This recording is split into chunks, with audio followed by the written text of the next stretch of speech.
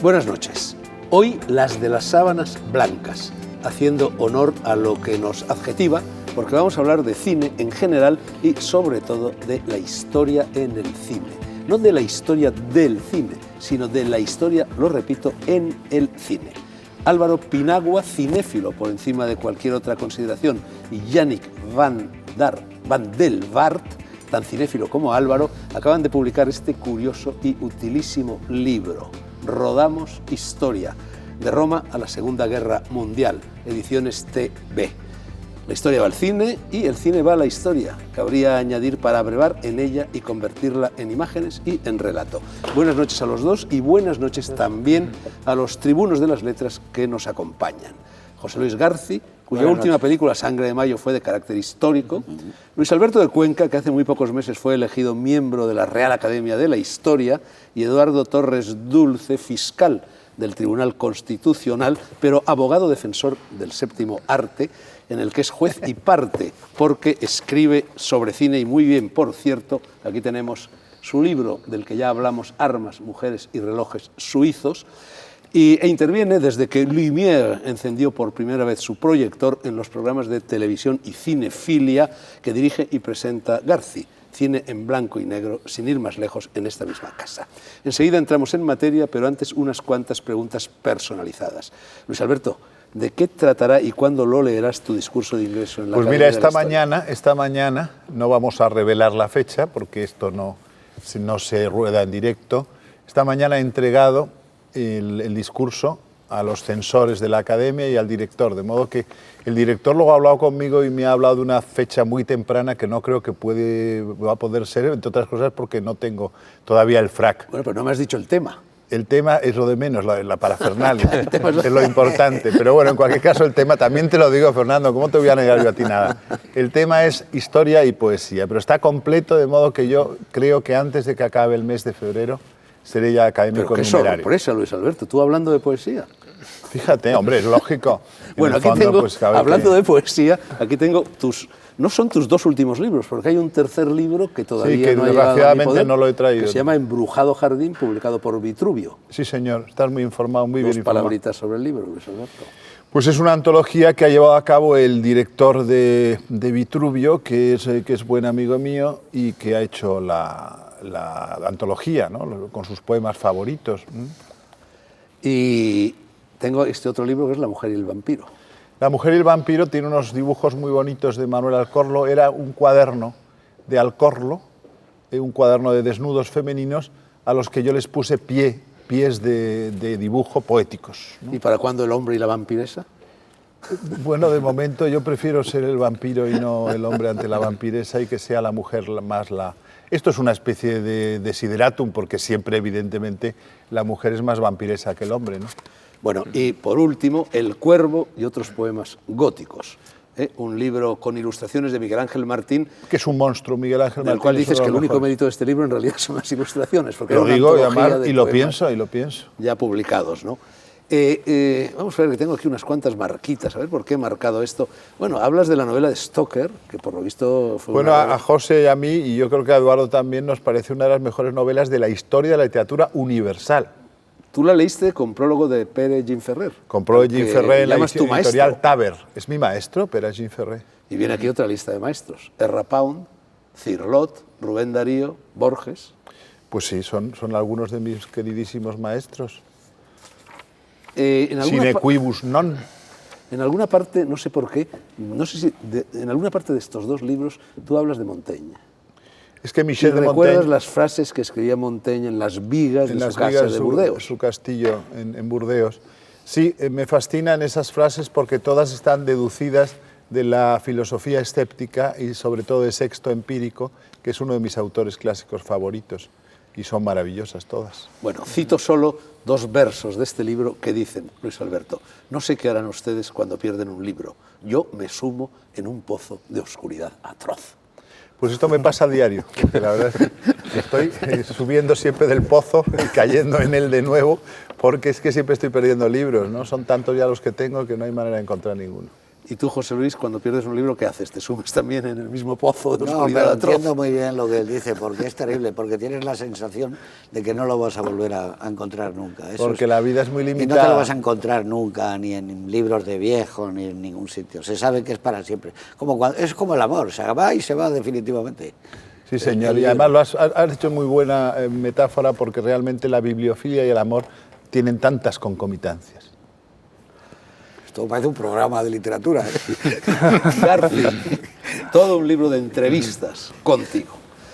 Incompleto, porque falta una, la que yo te hice, Ya, Las Noches Blancas. y me la han dicho varias. Estaba yo delante una vez que Es verdad. Oye, pero no solo 2 o 3 personas, me lo han dicho porque por lo visto establecimos una especie de cálida corriente afectuosa de amor, de amistad, y mucha gente me ha recordado aquello, que nos pusimos mano a mano. Faltaba Luis Alberto para haber hablado de los tebeos, que también une mucho, ¿verdad? Pero entonces ya habría sido Pero un trío, ojo, mano a José, mano. tú y No, yo, pero no porque está mal tampoco. Fernando está totalmente negado para el cómic, el No me pobre, digas. tiene esa Sí. total carencia. Nada. ¿Nunca has Nadie leído es tebeos? perfecto. Sí, tebeos sí. Ah, bueno. El cómic moderno. Yo llamo Pero, hombre, cómics Son tebeos. tebeos, yo nunca le hablo... Sí. Son tebeos. Pero te gustaba Roberto Alcázar, el gran Roberto antifaz. Alcázar, y me gustaba Cuto, y me gustaba... El hombre de Entonces, piedra. bueno, entonces Juan tenemos Centella, y mucho me más gustaba nexos. sobre todo Jorge y Fernando, Jorge y Fernando, claro, Y- de la Patrulla de Marfil. y Mandrake, como decíamos entonces. Mandrake. A mí me Mandrake. gustaba mucho el inspector Dan, de la patrulla volante de Escolanjar. Y el hombre Estella. enmascarado. El hombre enmascarado con Diana, su novia, Que dejaba, conocida cuando daba un Spokwoman. puñetazo dejaba como una calaverita marcada, ¿no? Claro, porque tenía un anillo y dejaba marcado la calavera un poco al estilo de la Z del zorro con la espada. Bueno, José Luis, te retrata este libro, publicado por Notorious, por cierto. Yo creo que sí, que es una especie de autobiografía menor que a lo largo de las entrevistas y a lo largo del tiempo, pues va describiéndose un poco cómo soy. Curiosamente, en mis gustos cinematográficos creo que he cambiado muy poco, porque siempre he sido un tipo muy cercano al cine clásico americano, al cine de Hollywood, ¿no? Y eso no lo he perdido. Es más, sigo últimamente creyendo que gente como John Ford, Howard Hawks, Alfred Hitchcock, Raoul Walsh, Henry Hathaway son los grandes, ¿no? Y que en ese aspecto no estaba equivocado. Mira, estas últimas Navidades he estado viendo muchos John Ford. He visto Ford Apache, he visto Centauros del Desierto, he visto otra vez El hombre que mató a Liberty Balance. Bueno, y me he dado cuenta de que estamos hablando de unos, él y otros, de unos autores excepcionales, ¿no? Importantes en la Mira, esto cultura que del dices, siglo. José, iba a recomendar este libro de Sergio Berrocal, que ya ha estado en alguna ocasión aquí, Sí. al que conocéis, que escribe unos libros espléndidos sobre sí. cine. El último, este es Crónicas sin whisky. Hay un libro con anterioridad Sí, que se llama señor. Whisky con cine, ¿no? Y aquí, precisamente, uno de los trabajos que recoge se titula Cine con mente inglesa, y dice: mi optimismo se ha avinagrado nada más echarle la vista a una encuesta publicada por una cosa británica que se dice semanario, que es el Empire. Dice: afirma que la mejor película de todos los tiempos es El Padrino, de Coppola, seguida de pasatiempos para menores de residuos mentales como En busca del arca perdida y El Imperio contraataca. ¿Qué opinas de esta Hombre, yo sí creo- salida del amigo Sergio? Yo creo que cada vez, según vas cumpliendo películas que diría Alfonso Sánchez, es más difícil decir cuál es la mejor, ¿no? El Ciudadano Kane, la que se diga. Yo Bueno, sí Ciudadano creo... Kane aquí, porque la cita luego está en el número 28 de la lista. Sí, bueno, pero durante muchos años ha Los sido el se número llevó en el uno. 31 y Casablanca en el 18. Sí, Pero hombre, busca yo el creo arca que El perdida, Padrino, bueno. la trilogía del Padrino es una maravilla. Evidentemente es una película, o unas películas, las tres, fíjate que a mí la 3 nunca me gustó cuando la vi, no me gustaba tanto, y últimamente me he dado cuenta de que está bien, que está bastante bien, mejor de lo que yo pensaba, aunque no le llega a la 1 y a la 2, pero participa de tantas cosas, del cine familiar, del cine negro, del cine de gángsters. Es una película llena de muchas cosas. Ahora, decir la número 1, no, yo lo que sí me atrevería dentro de un tiempo es a elegir las que más me han gustado en la vida. Tú decías Drácula, a mí me ha gustado mucho Drácula. El Como me ha Drácula gustado de Todd Browning. Sí, como me ha gustado Sinué el egipcio. Esas al final serán las novelas de mi vida.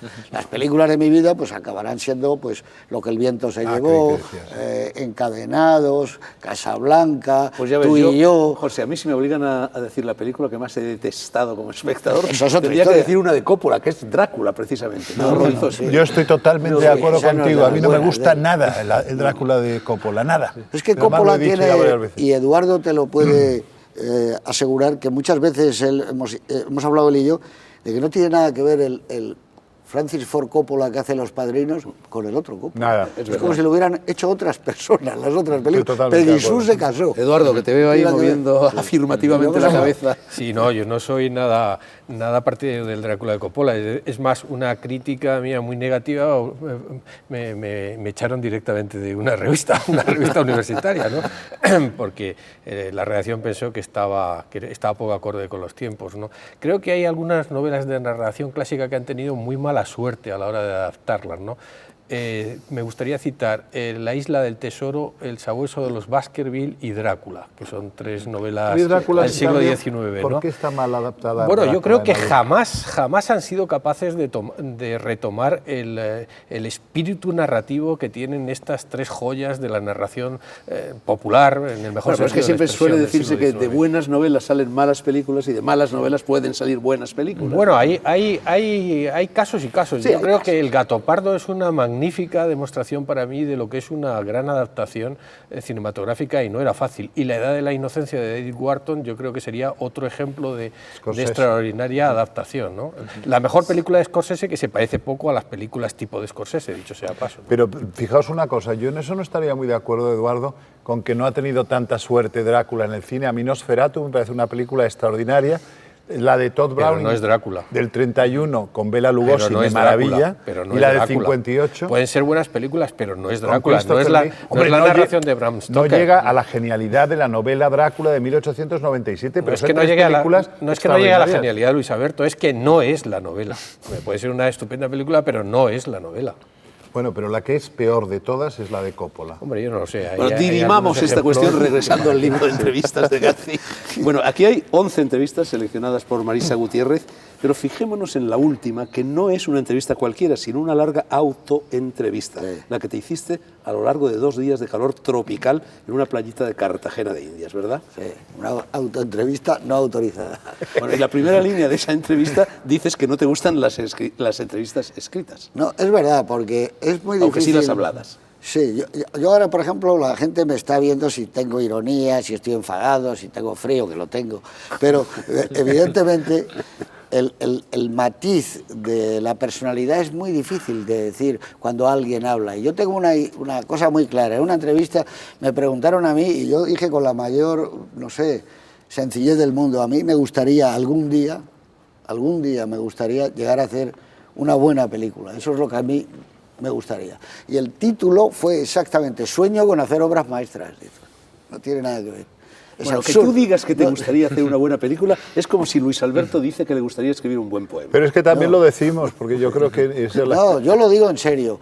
Una que no sea ya ni la mitad de las que me gustaban a mí de niño, que suelen ser las obras maestras de ahora. O sea, a mí me hubiera gustado hacer, por ejemplo, Un extraño en mi vida, me hubiera gustado hacer Tú y yo, alguna película de Macarey me hubiera gustado hacer, no te digo ya porque eso está fuera de mí, Howard Hawks, Scarface de Howard Hawks, que es, yo creo, de ahí sale todo Pero del cine clásico, Si de hubieras hecho gángsters. alguna de esas películas, tendrías ahora más éxito del que tienes. Y te lo digo porque tú, a propósito del éxito, dices aquí que el éxito es salir en los crucigramas, en los puzzles, en los autodefinidos, que no sé lo que es, en las sopas de letras. Eso es el éxito. Y que además lo más difícil es mantenerse ahí. Hombre, tú ten en cuenta que durante un tiempo puede salir una fotito tuya en un crucigrama y no sé qué, pero eso pasa y ya no vuelves a salir nunca más. Eso sí que se mide el éxito de verdad. O que digan, palabra de 5 letras, escritor español que tiene una casa en Castelfrío, Dragó, y lo pone. Pero es que tanto eso tú, es el éxito total. José Luis, como Drago, seguro que estáis en no sé cuántos mil crucigramas. Sí, has Sí, estado en estamos, crucigramas, pero para mí ese es el Y el verdadero. damero maldito de Conchita Montes. Eso ya no sale. Eso ya no sale. no Eso sale. era- Niños. eso era la- Tuve la suerte de que me hizo un damero maldito a Conchita Montes. Y eso me llenó de satisfacción. Por eso entiendo cuando habláis de los crucigramas, porque es la mayor satisfacción de mi vida haber salido en un damero maldito de Conchita Montes. Claro, por eso te digo que eso tiene mucho que ver no con la actualidad, sino con el éxito. Es muy difícil que te pongan en esos sitios, porque eso va pasando. Lo que hay que tener claro es que tú puedes tener un par de años buenos y luego vas abajo. Eso no solo no te puede deprimir, sino que sabes que es exactamente eso. Oye, José, hablando de puzzles, ¿por qué no has hecho ni tú ni nadie una película sobre París? Era una fiesta, de Hemingway, del cual dices, de ese libro dices que es tu libro de cabecera. Sí. Sería una película de puzzle, ¿no? Pero es una película que se puede hacer, ¿no? Casi traje ese libro, hoy, por cierto. es muy difícil. Fíjate. Ese es un libro, Un libro ¿no? extraordinario. Yo creo que es un libro, además, me voy a meter yo ahí con un poco de presunción, es un libro de escritores.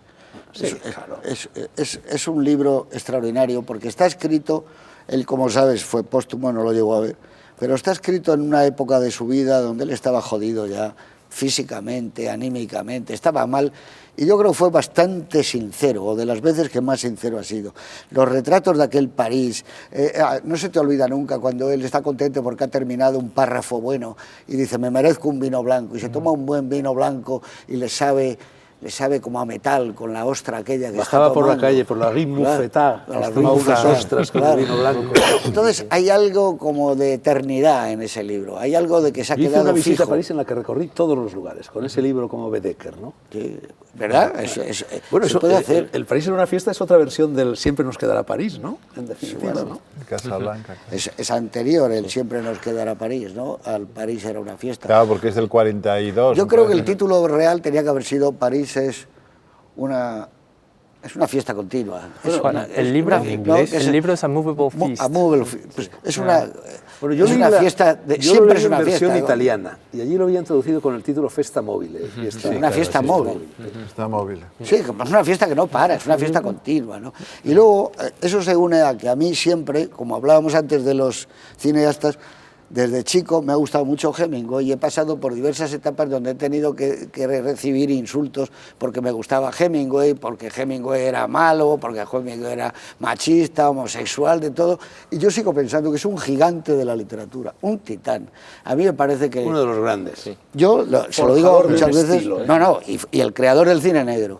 Yo creo que en el Hotel Palace de los Madrid, asesinos. claro, en el Claro, Hotel de Palace de Killers. Madrid, yo no sé si el año 25, el verano del 25 o el 26, cuando él escribe The Killers, aquí en Madrid, crea algo que luego Hammett y toda esta gente van a poner en marcha. Es anterior, Una de manera luego. nueva de definir caracteres y diálogos. Y eso no existía. Y luego, aparte de eso, es que yo creo que Hemingway es excepcional como escritor. Es José, algo... cuando éramos pobres éramos más felices. Eso- es como termina el Es como termina cuando él, éramos ¿eh? pobres y Sí, felices, ¿no? Sí, es como termina él. Pero el retrato de Gertrude Stein es asombroso. Ese retrato, la delicadeza, cómo la describe físicamente, cómo describe esa librería, el calor de la chimenea, cómo entraban al principio y apenas hablaban ni él ni su mujer. Te estás dando cuenta de que hay tantas vivencias que luego has tenido a lo largo de tu vida en lugares que dices, coño, esto es un poco lo que contaba este, qué bien lo contaba. Y luego te das Y esa cuenta escena en la del que trabajo. Scott Fitzgerald, acomplejado por el tamaño de su pene, se lo enseña en unos Cuestión de urinarios, tamaño se llamaba ese relato, ¿no? Siempre, donde ya le deja claro que está loca de atar celda, y se lo dice. Dice, bueno, tu mujer está como una regadera, pero incluso aquel viaje que hacen juntos, que luego él, A la Costa Azul. sí, que se pierde él porque empieza a beber y no aguantaba, además él no aguantaba la bebida. Pero terminó alcoholizado por completo. Scott, ¿no? Que era otro gran escritor. El cuidado que habla bien del Gran Gatsby, y además según pasa el tiempo dice, dile a Scott que según lo releo cada vez me gusta más. Y se lo dijeron a Scott y él dijo, lo voy a poner como si fuera una reseña de un periódico, y lo escribió Scott Fitzgerald. José Luis, yo creo que de Scott a Hemingway hay una distancia inconmensurable. Hombre, yo creo que sí, que está, pero sobre todo... A favor de Hemingway, por supuesto. No, pero tampoco tan Bueno, inconmensurable. pues sí. Yo creo que hay una distancia, pero no tan grande. Scott Fitzgerald es un escritor Fitzgerald a mí me discutible, encanta, por en mi ejemplo. opinión. Bueno, Con tenía muchos las, Yo estoy con altibajos. Luis las Alberto. historias de Pat Hobby, A mí es no me un parece- a mí me relato parece muy famoso levemente relacionado con el mundo del Los cine. cuentos de cine, ¿no? Hemingway. Es decir, ese relato es muy bueno. Pero yo creo que es...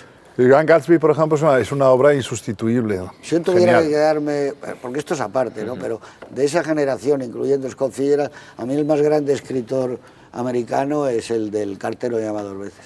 James Cain. James McCallum M. Cain. Cain. Yo creo que es el más grande. Ese es un escritor prodigioso. Otra de mis novelas de mi vida es El cartero llamado dos veces, que se ha hecho continuamente, porque Perdición es lo mismo. Siempre es la historia La de misma una pareja historia. que va a matar a un tipo para el seguro, o por amor, o por Porque pasión. el cartero llama un montón de veces, ¿no? La última línea del libro de entrevistas dice, somos las películas que hemos visto. Mira lo que dice Sergio Berrocal en este libro. Dice, estoy en la última recta de la vida y el cine sigue alentándome, dándome razones de esperar que un día que yo no veré, el mundo no será peor.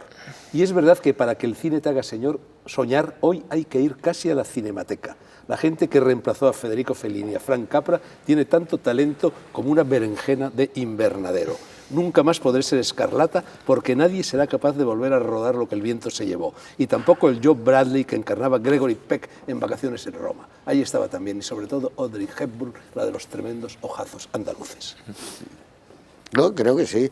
Hombre, también somos los poemas que hemos leído, las novelas que hemos leído, los cuadros que hemos visto, ¿no? Pero evidentemente hay una generación que no existía.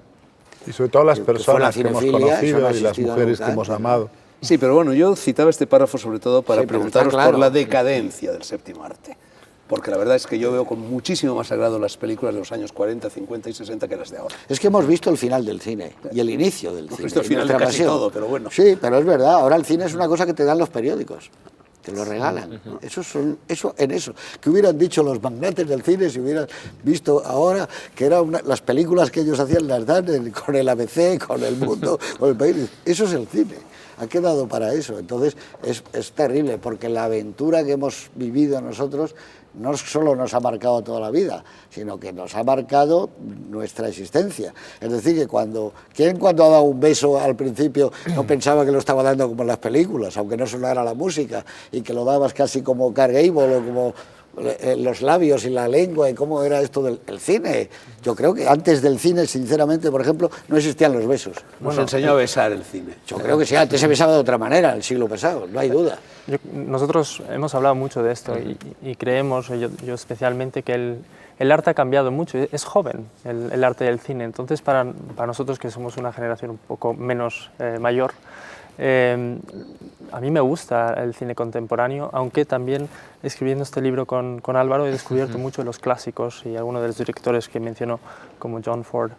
Pero está cambiando y no creo que necesariamente es peor. Dices que es un arte joven, pero también se ha dicho, y lo dijo, por lo menos se le atribuye a James Dean, lo de que hay que morir joven pero tener un cadáver bonito. Y vivir rápido. Puede que sea el caso del cine, ¿no? Bueno. Hombre, la sociedad ha cambiado de una forma espectacular y también, claro, el cine hoy en día realmente, pues un poco lo que estaba diciendo José Luis, se ven DVDs, incluso se baja de internet. Entonces esa especie de, digamos, de religión que había antes de acudir un poco a la sala oscura, pues se está finalizando. Las generaciones jóvenes realmente es raro que vayan a ver las películas. De hecho, los estudios de Hollywood financian fundamentalmente un tipo de película de efectos especiales, con argumentos muy endebles, con personajes muy poco desarrollados, en comparación con lo que era el cine antiguo, que era un cine con unos guiones muy poderosos, con unos personajes también muy fuertes y sobre todo un cine de escritores. Yo creo que Yannick y yo estábamos más o menos de acuerdo.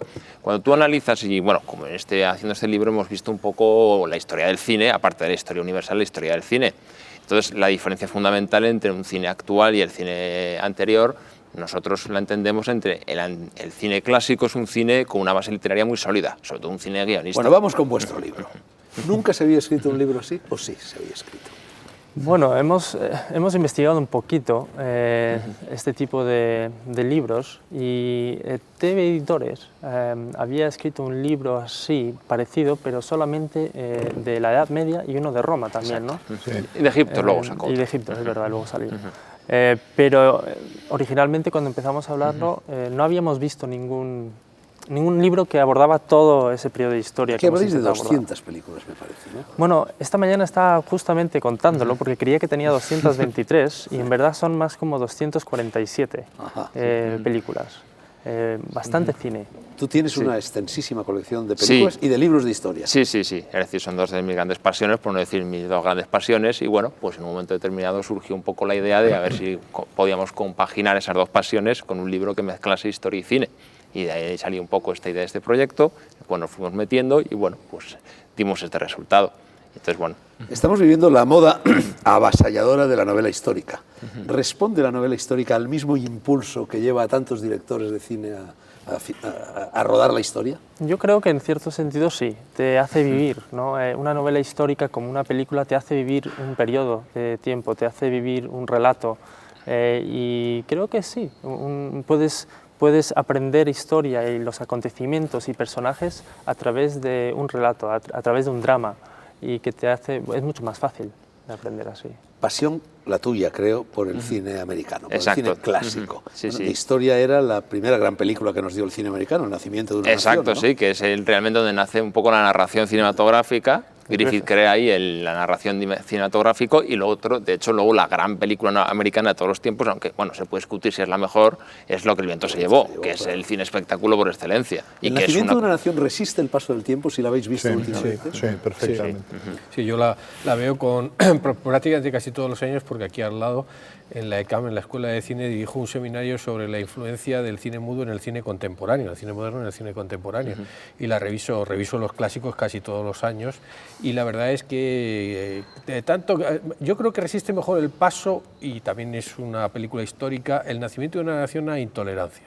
Es un fresco histórico difícil de superar, porque Griffith hace algo que posteriormente se ha hecho con mucho más frecuencia, que es insertar historias personales en la historia y hacerlo con un punto de vista que es capaz de unir esa visión general del conflicto con punto de vista personales. Yo creo que es una película muy moderna a la hora de presentar aspectos poéticos, aspectos descriptivos, porque él, por ejemplo, en los campos de batalla pues reproduce tácticas, estrategias, y yo creo que sí, que es una película con las dificultades que tiene siempre el cine mudo, que es no verla en su contexto de calidad fotográfica, porque las restauraciones son, aunque estén bien, son, vamos a decir, se pierde parte de eso, la velocidad a la hora a la que ves la película, y luego el hecho de acompañarla con el piano, que parece que es una tontería, pero la música tenía desde el primer momento y se componían piezas especiales, partituras especiales. Pero yo creo que Griffith es un genio, un monstruo, ¿no? José, se me está ocurriendo ahora la idea de que tú podrías cerrar tu trayectoria y, en definitiva, la historia del cine rodando El fallecimiento de una nación,